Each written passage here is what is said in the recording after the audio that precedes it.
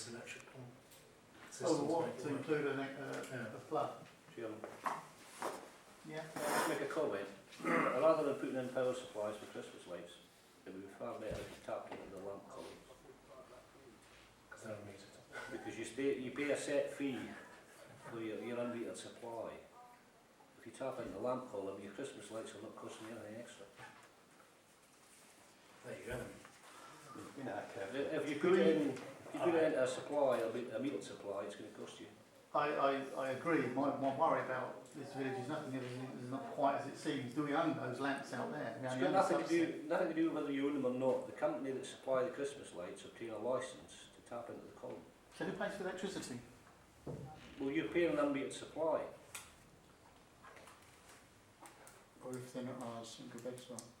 Oh, even better. That's what they do. They, Yeah. they apply for a licence to tap into the lamp column, and they put a connection in there, and they can tap into the lamp column forevermore. Okay, great. That sounds brilliant. Particularly if they're not our lamps. I understand. It's free electricity. No, trust me. Oh, that's absolutely. I do. No, that's great. So continue this as described, yeah. Don't Yeah. worry about that. Okay, you're right. So, talk to Amy, bring it back next time. Any other questions or comments? Does that quote come with any, is it just for the work or is it guaranteed? Is there a warranty period or anything to cover the work? Doesn't say. Don't know. And how easy to do the work? Neither do I. It doesn't say. We did have the same company do some work in the office going back a few years, and the extractor fans, and one of them didn't work properly, so we did come back and, you know, make sure it worked. So that's a guarantee in itself, isn't it? It doesn't work. Well, if we're going back and looking at Amy, if we could check on that as well. How are lighting contractor that replace our street lights? Pardon? The lighting contractor that replaces our street lights, would they not quote for it as well? So we have three. Interesting. Then we have three then, don't we? If they would, yes, we would. We can also point out that you've got a local company across the road, somewhere up, yeah, G. Bull and Sons. Who? G. Bull and Sons. They used to be called Langford Electrics. Even one up with dozens now, aren't we? Anyone else? Any others? No? Put that to bed? Okay, thank you. So now we have item 8, standing orders. So we had a working party on this, didn't we? Andy, Rob, Steve and me. right. Does Would you everyone like have a to set? take this over then? Does everyone have a set? No. You said you emailed them. Sorry, I thought you were going to email them back. Send them into the office. Okay, so we can't make a decision on them today. Is there a report? Is there anything you want to share with us about? Other than the fact that I did send a copy around to all the councils initially, Yeah. I did get some comments back. I revised them accordingly. I sent a second copy out to the working group. There was further comments came back. I revised them again, and the copy we now have is a third draft, or which you should have as a third draft. Yeah. So is there anything in there that you particularly want us to pay attention to comment on, to accept anything that might be, I don't know, we might find controversial? Well, I think, bear in mind that you don't have them, I think we might need to take back to the next council. I think we have to, yes. But I think what we need to bear in mind is when they go back to the next council, you're only, if you are minded to approve the standing orders, you will only be approving the amendments to the standing orders, not the standing orders. You won't be adopted then. And they will then go to the next council to be adopted. Right, okay. So these are completely new, so basically... Well, you have to call them amended, because you have standing orders. So just for the avoidance of doubt, we have standing orders, and now we're going to change them. Because to say they're amended means we're starting with the base document and moving it and just tinkering with it, and I don't think this is a tinkering with the base document. Right. You can work it however you want to work it.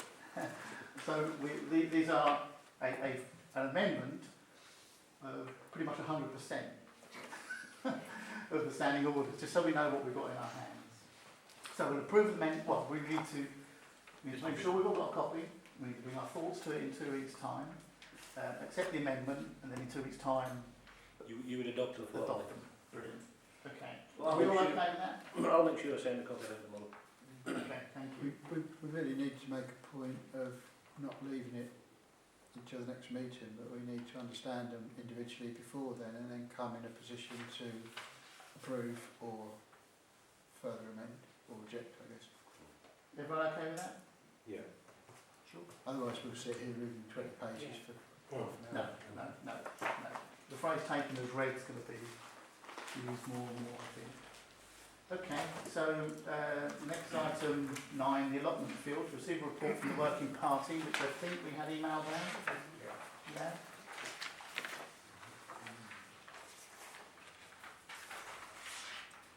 So who, Kathy, was it you that emailed? Jason. Jason, sorry. Yeah, sorry. Would you like to present your report? Well, you've all read it, I presume? Yep. Basically, I think, as I say, the field is back in as bad a condition as before we spent all the money on it, which is very sad. It wasn't done properly, the brambles and everything weren't removed properly, so they've all just grown back again. There are 2 options: to either completely re-clear the whole field and sow it with grass. I'm not convinced about that option, I have to say, because I think the weeds will just come back anyway. And the other one is to clear it in sections as and when it's needed. I think Councillor Orban and Councillor Saar were more of the opinion to clear the whole thing. I do think you all need to go up there and have a look at it before you make a decision, because I was quite astounded how big the field is. I didn't think we were talking about such a large area. And I think to clear it properly, Councillor Saar said that we'd need an excavator and all sorts, and I think we're talking about a lot of money. I've also put a bit about one of the residents came out to speak to us while we were there. And he previously had an allotment at back under his back garden, but when the site in Stockpole Road was opened, he was told, him and I think at least one other person had one at the back of their gardens, they were told they could no longer use them and they had to use one in the actual allotment area that was done. So he said, no, I don't want to do that, I won't have one anymore.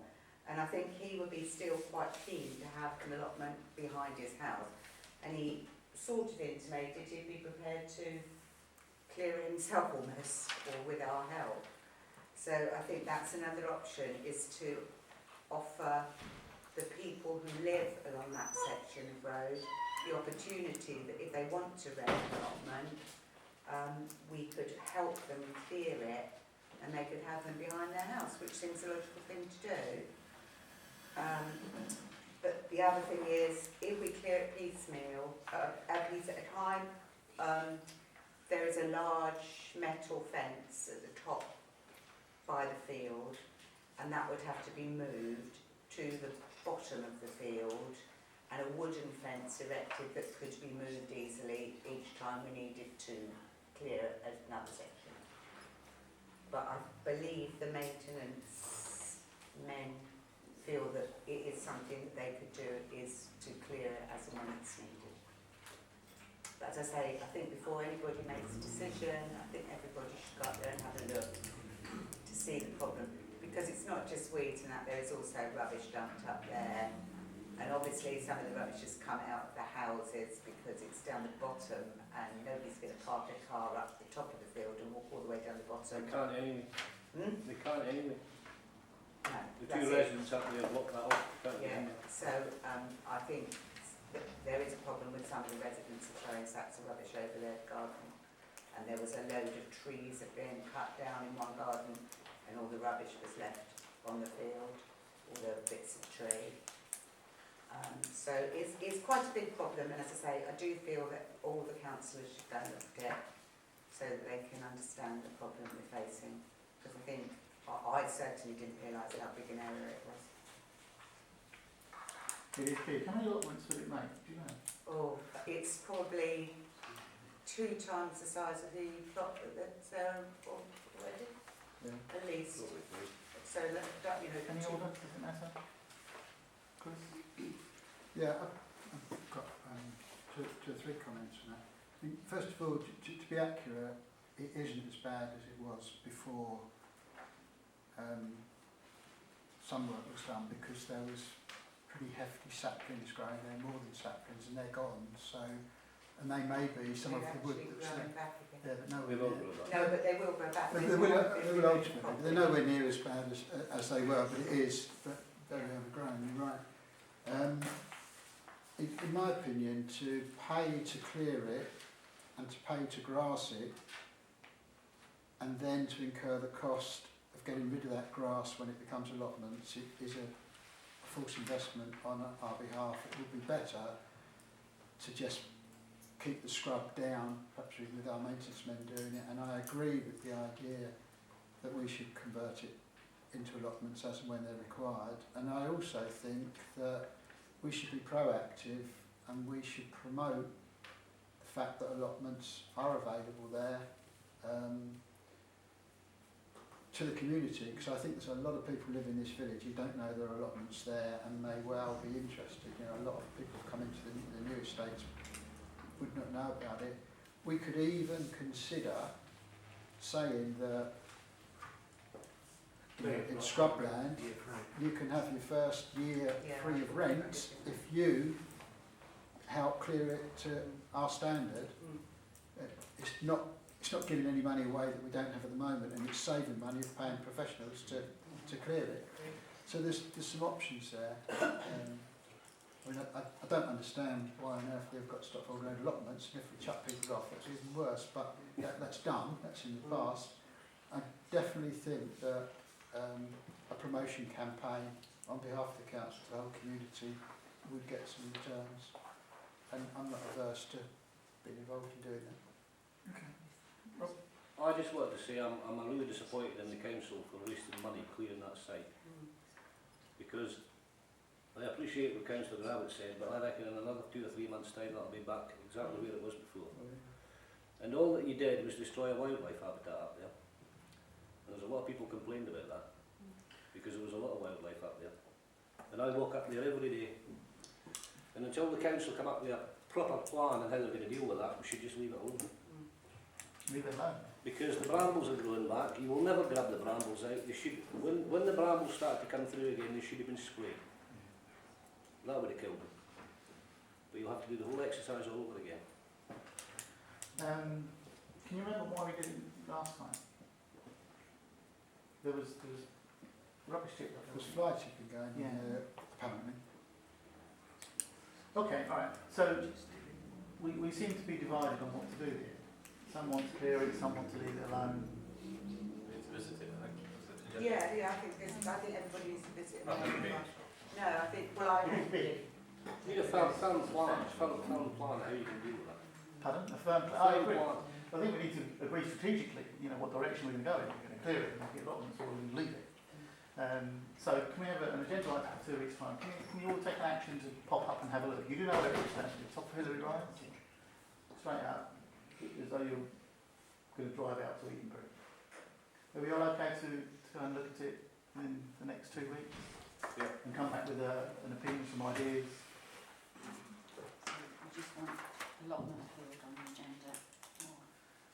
Or Has it got an address? I don't know if it's got an address. Has it got a handle, an identification? I'll be calling it allotment field because it's not the allotments. Okay, that'll do. Allotment field. Yeah, there's a working title. Chris? I have got a question on it. We rent that from Central Beds, we don't own it, that land. Oh, right. That's, I wanted clarification on that. Yes. If, as a council, we don't think we're ever going to turn it into allotments, which I think we could, but we may not be agreement on that, then what are our get-out clauses with Central Beds on continuing to rent it?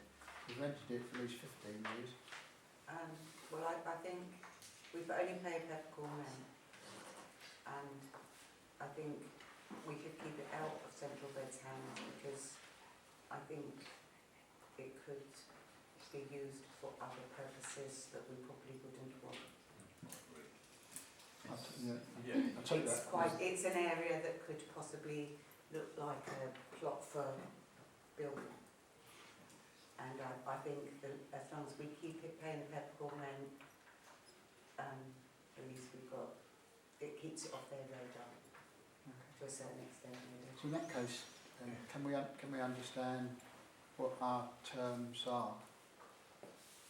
There will be an agreement somewhere. Because if it's a peppercorn rent, I mean, can CBC give us 3 months' notice that they're going to build houses there anyway? I don't know. You probably can, the reality is. It'd be good to know.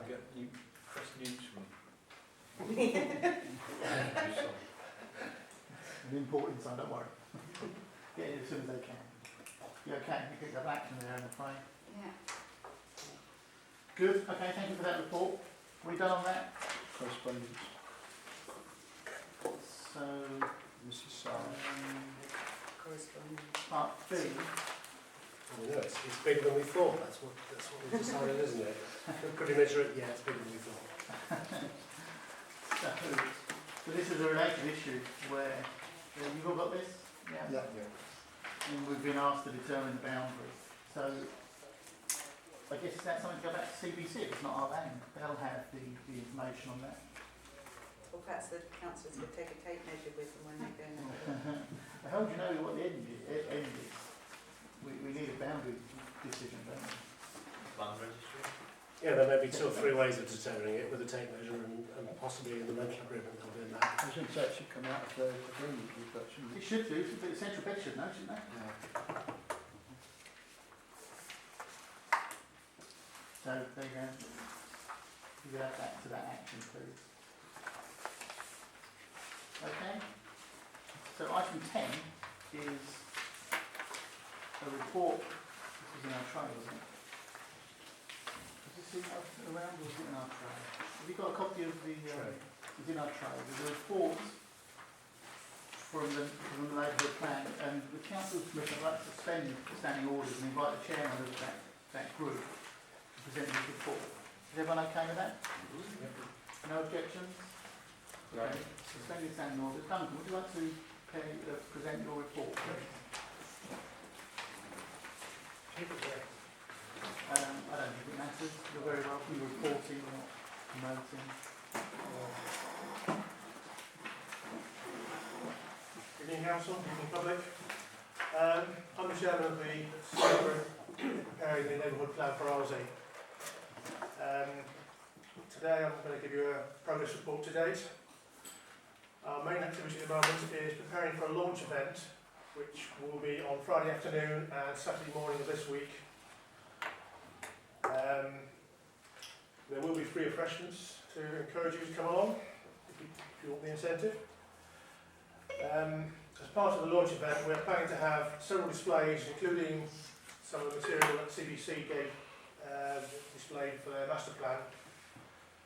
We'll have items where we can show you what we can and cannot include in a master plan, some idea of the timescales and the activities involved in preparing this plan. We're hoping a ward councillor or 2 will be present sometime during the event, and of course representatives of the steering group will be there throughout the whole time. We will be encouraging more comments about what is liked and disliked about Arlesey. We have some sort of displays where people can put pins to show where they live, and if they're making a comment about something in particular, they can put a pin and say, you know, I like this or whatever. So it's a bit interactive because a way of trying to gather more feelings about what people think about the village. So that's Friday afternoon and Saturday morning. Hopefully I'll see most of you there, or some of you. The first significant activity we undertook was to run an initial survey. This is a very simple survey recommended to us by the BRCC, and essentially we asked 3 questions: what people liked about Arlesey, what people disliked, and what we'd like to see changed. In the report I have a summary of a few items. Liked was the community feel of the people, 125 out of 208 responses. Rural location, 70. The station and access to the A1, M1, etc., 106. And green spaces, 55. That's not all the likes, but it's just some of the more significant likes. Some of the dislikes: congestion, 91, parking, 40, HGVs, cars on pavements, etc., 63, traffic speed, 40, lack of shops, 44, unmaintained, shabby appearance, 32, too much development, very low one, 6, put 8 for interest, dog mess, 16, and traffic and the travellers' sites, 12. There's quite a range there. The things which I highlighted as a change were traffic improvements. Looking at the comments in the forms returned, this covered a variety of things, from something simple like putting double yellow lines outside my house to rebuilding, a roundabout or something. So there's a whole range of ideas encompassed in that number of 71. A lot of people wanted the HGVs routed at 25. More and better recreational facilities. 38, again, this covered a mixture of responses, things like more space for youths, the Mooga, for example, being made available again, and several other ideas. Smart the village, 25. More shops, a supermarket, 70, and that includes references to restaurants as well. And sort out the parking, 40. So that just gives you an idea of some of the comments we've been getting already. The results of this survey will be used to formulate the aims of our plan and identify the issues that really matter. Of course, we could produce a plan, this is a neighbourhood plan, which covers everything, but then we'd never finish it. So obviously we have to distill down the key areas that we want to cover. Bear in mind, one reason for the plan is to have some influence over the Arlesey Cross, or master plan development, and gain control of a significant financial contribution for development. Currently 106, probably going to be the community infrastructure levy when that is introduced in CBC. The full summary of the survey we put on our website shortly, so you can view it there if you want to see the actual gory detail of all this. Okay. BRCC attended our last meeting and have provided some useful input to both the results of the survey and some of the planning we need to do for our project. In addition, they have provided some interesting demographic information from 2013 national statistics. The number of people living in the locality, i.e. covered by the area of the plan, is 5,585 in 2,345 households. Children under 16, 1,060. Working age adults, 3,800. Over 65, 680. There's a few more numbers there if you want to have a look on the minutes or on our website. All this information is on the website, which is arleseynp.org.uk. Also, BRCC will be providing some display information for our launch event. We appointed a consultant over the last couple of weeks, and we had our first meeting with them on Tuesday. The lady who attended was very likeable, very knowledgeable, and obviously very keen to help us. She gave a brief introduction to herself and her consultancy. Just for a quick summary, their bid named 3 consultants, and each consultant had a brief summary of their area of expertise and interest, which is one reason why we adopted this particular consultancy, was that we knew we had a good idea of the sort of skill we were buying. As part of her presentation, she gave some useful insights into what needs to be done in order to complete the preparation of our plan. Her initial thoughts are that we perhaps need to give a bit more thought to how to engage the public. I don't necessarily mean here in public meetings, but getting out to the more difficult groups to get hold of. So people who commute to work, for example, not in the village most of the day. Those people are housebound or at least very limited mobility. So we need to give a bit more thought to how we can engage them or get them to respond to some of our needs, such as responding to surveys. This afternoon she had a visit and a guided tour of the village. And as part of that, we explained some of the issues that we've seen, and I've heard here at council and through other means, such as the traffic down the village. We saw an example of that when we were waiting for cars and buses to pass us, so she had a good insight to that. And we showed some of the good places as well. So she had a good tour, and she asked many interesting questions. Part of that was looking at the area of land on the east of Arlesey and before the A507, where the majority of master plan development was going in.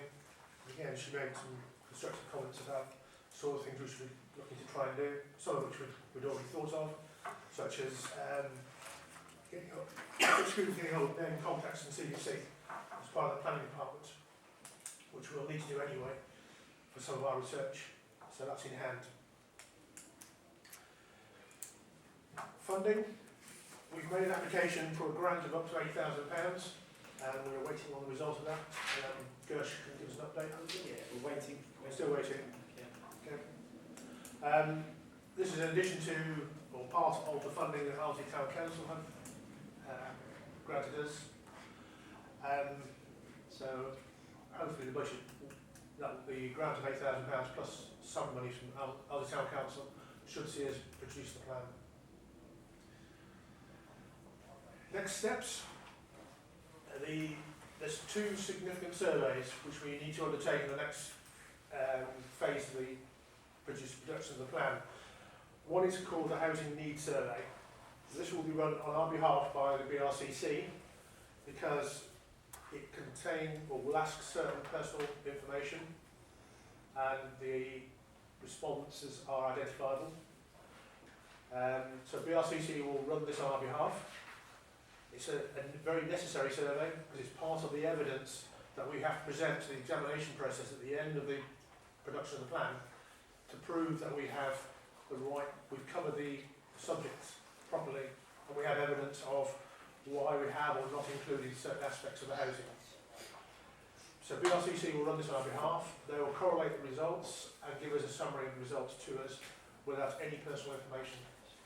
So you can rest assured that none of the steering group will see any information from this BRCC except the summary, which will count to things like do you live in a 2-bedroom house or a 3-bedroom house? Do you foresee a need for a bigger or a smaller house?